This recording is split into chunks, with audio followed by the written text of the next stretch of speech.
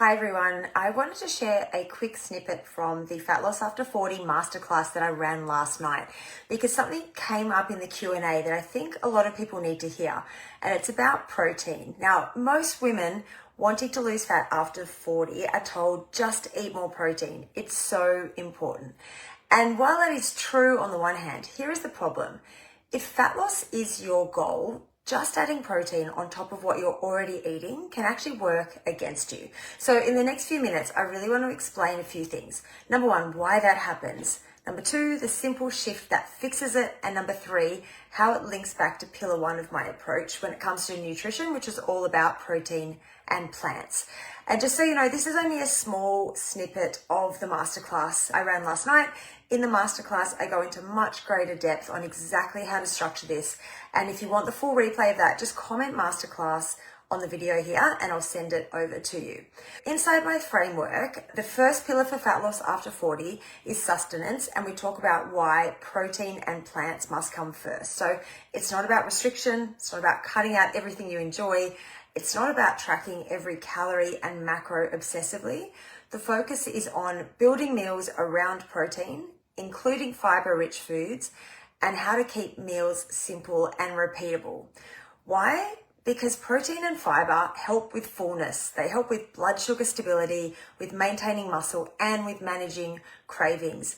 And maintaining muscle becomes increasingly important as we move through our 40s and beyond. So in simple terms, muscle is metabolically active tissue. So it means that the more of it you keep, the easier it is to maintain fat loss.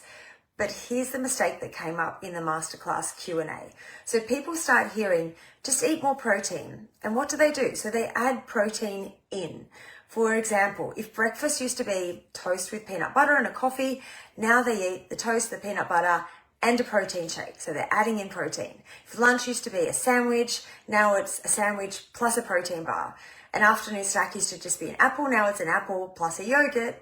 And after dinner, we might add in a protein dessert of some sort, an ice cream or a bliss ball, something along those lines. So you get the picture.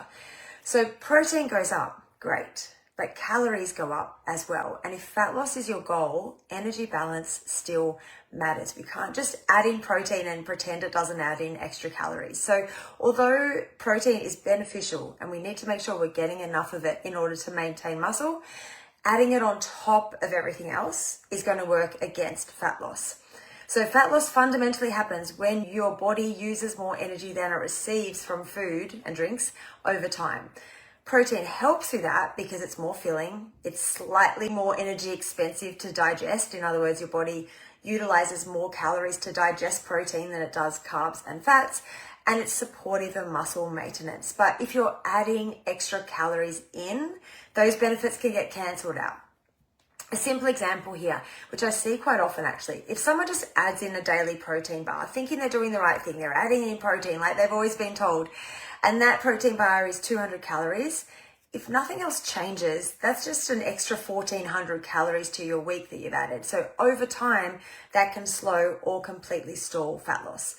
So the real strategy is not just eat more protein. The strategy is build your meals around protein and fiber first, and replace lower satiety foods. So for example, instead of toast or cereal for breakfast, you might have Greek yogurt and berries. Or instead of the ham and cheese toastie for lunch, you might have a big salad with chicken and a few potatoes.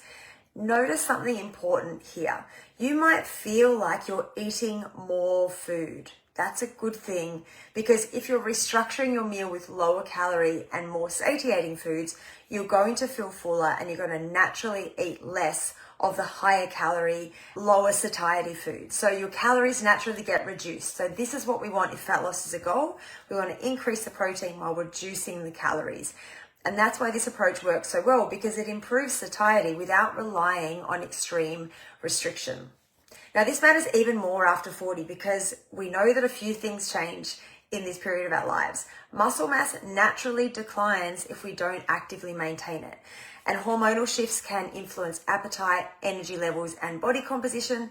And that's why the combination of protein-focused meals, fiber for fullness, and strength training, which FYI, I also explained in a lot more depth in the masterclass that I ran last night, those things become so powerful. So it's not about focusing on exhausting cardio to burn calories. It's not about cutting carbs or fasting. It's just simple, repeatable structure. Now, in the masterclass, I actually break this down much more specifically. We covered things like how much protein women actually need. I broke it down the numbers for you so you've got a really good, precise figure. How to structure meals across the day and how fibre supports fat loss and gut health. And again, how much you need and how to get that in your day. And the Q&A honestly was fantastic. There were such great questions. We talked through a lot of real life scenarios. If you want a copy of that, if you want the replay for that, I should say, so you get to see the full shebang with the Q&A as well, just comment replay and I'll share that with you, because what I've shared today about protein and fibre is just one little snippet from the session that we talked about. Hopefully it was helpful, but as I said, if you want that full masterclass replay, comment replay and I'll send it on over to you. Hope that was helpful, girls. Talk to you soon. Bye.